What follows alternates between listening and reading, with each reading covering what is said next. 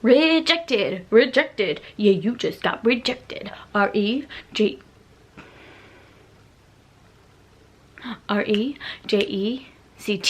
rejected. I'm so dyslexic. Also name that TV show. So 101. Hello and welcome to another Let's Talk Drama School video. This week I'm going to be talking about rejection. Also, you may recognise this shirt from last week's Let's Talk Drama School video. It's because I am too tired to go and get another shirt and pretend that this is another day. So full disclosure, it's like 5 minutes. Actually, it's like 2 minutes after I just finished filming last week's Let's Talk Drama School. Sorry. Right, rejection. This is something you are going to be faced with unless you are like, praise be the best thing in the world. You will be faced with some kind of rejection in your drama school audition process. I was trying to count before this video how many drama school auditions I actually went to and how many were actually successful. And I'll tell you something, the success rate is far lower than the rejection rate. It's hard. It's really hard and really disheartening, but I think if there's one thing you can take from this video, just don't let it put you off. I think that is the most important thing about this industry, aside from just drama school auditions. I have made a video about my journey to drama school, which I'll pop in the cards right now, and that tells you a bit more detail about like how long it took me to get in and everything. But I initially auditioned for BAs when I was 17, 18, and I didn't get recalls at any. Got rejected from all of them, and then around like March time, because I did my auditions kind of early, around March time I decided to audition for foundation courses, and I went to 3 different foundation auditions and I got all of them.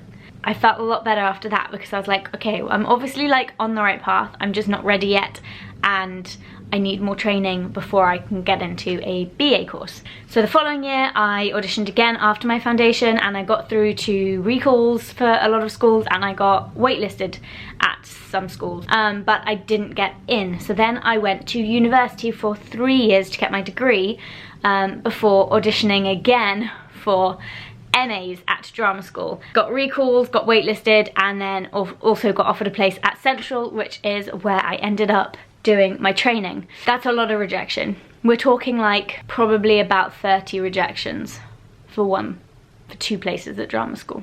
It's hard here. It's really hard.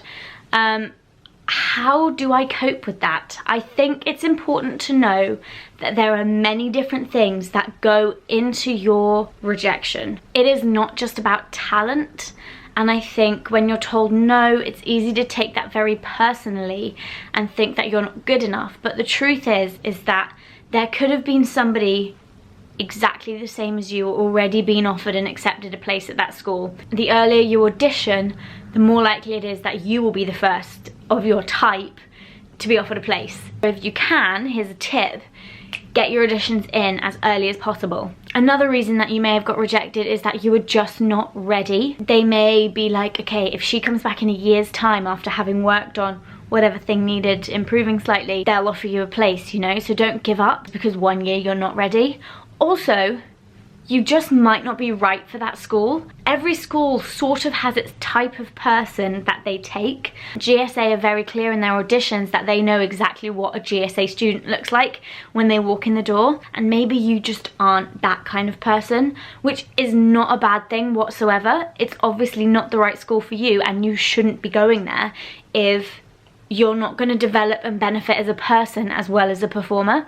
It's so important to remember that auditions are completely out of your control, and the final choices on them sometimes are things that you can't change, like your hair colour, your height, your age. Do you know what I mean? A lot of drama schools don't want to take a full cohort of 18-year-olds fresh out of school because everyone's the same and no one's got different things to bring to the table. It's really important to focus on things that you can control and things that are within your power, like how well you know your material, how prepared you feel, how confident you feel when you walk into the room to show off your personality. I think with rejection, it is also so important to give yourself time to get over it and not think, well, I can't cry or I can't be upset, because of course you can, you're human. And I think in this industry, we have to deal with it so much more. Like, who has to go to like 6 interviews for one job? Like, that's so unheard of. And I think at times we forget that it's important to let our feelings out. So if you want to cry about it, be upset, give yourself that time, but don't drag it out. Don't let it hang over your head for your next audition or for the rest of your year, especially if you don't get in and you end up choosing another path like university. Don't let it hang over your university experience as a negative, because that's just means you're not going to throw yourself into whatever you were doing in its place. I think that thing that actors always say is so important. The moment before you're about to give up is the moment you get something big.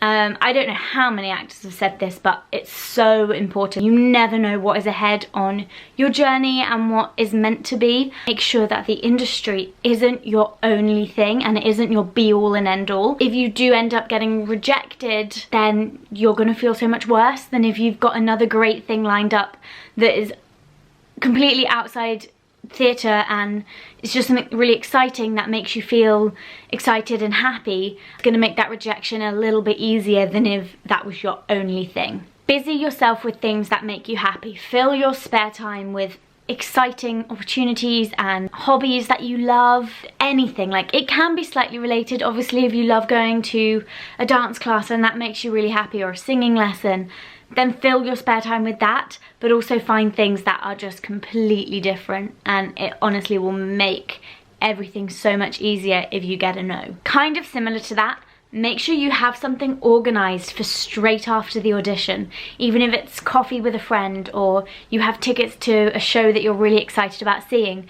Just make sure that there is something lined up for at the end of the day or straight after the audition if you know your time slot, and that will just take your mind off it and it won't make you think about it so much. It will stop like your mind ticking over and over and thinking, oh, I could have done that differently, I should have done that. Maybe they'd have said yes if I did that. Also, if you are rejected, find something that you've learned from the experience. Just pick out 1 or 2 things and think, okay, next time I'm gonna do this differently, and see if it makes a difference. I think it's always important to learn from an experience and don't just find a negative from a no.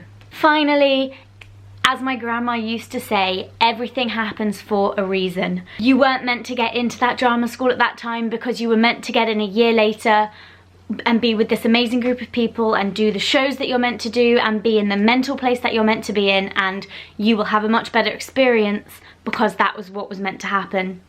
That's what happened to me, and I'm sure that's happened to a lot of other people out there. Thank you so much for watching this video. I hope you have enjoyed it and learnt something from it, and hopefully you're looking at rejection in a slightly different way. Please do subscribe to my channel for more drama school videos, and I will see you Sunday for my next video.